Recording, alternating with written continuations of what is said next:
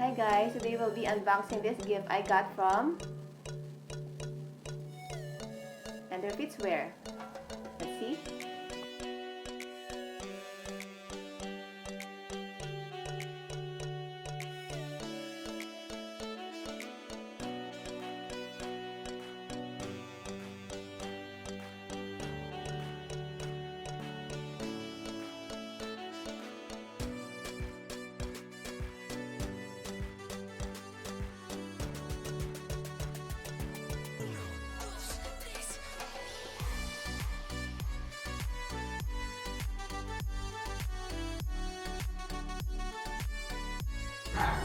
So if you are serious about training your chest, your arms, your legs, your abs, and many other parts of your body, kailangan meron ka nito, resistance band.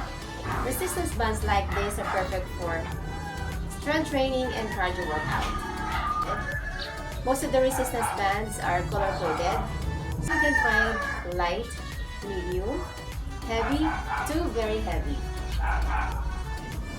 Light resistance bands are perfect for those who have not done resistance training in the past, those who feel out of shape, and those individuals making their first step. Yung mga medium resistance bands naman ay para dun sa mga may mga resistance training background na.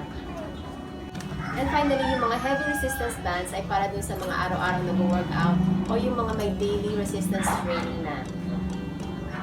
Kung wala kang idea kung bibilin mo, I suggest you get all three. Since different muscle groups require different level of resistance.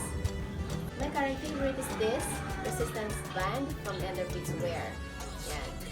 They have a shop on IG, on Instagram, and also on Shopee. So you can use my code RISCHOP to get 5% off your entire purchase. Part of the commission I'll be getting from promoting these products, kahit ano po pinopromote ko, part of my commission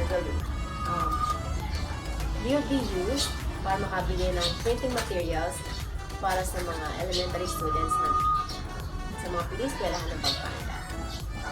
So mag-follow up tayo ng isang video kung paano natin gamitin ito, kung ano yung mga body parts na pwede natin i-maximize ang gamit nito. Okay? Paano natin siya maggamit sa pag-train ng different body parts. For example, yung legs, arms, butt. Thank you for watching guys. Salamat sa mga nanood.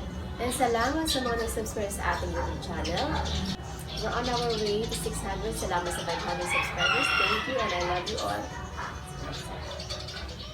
God bless ating lahat.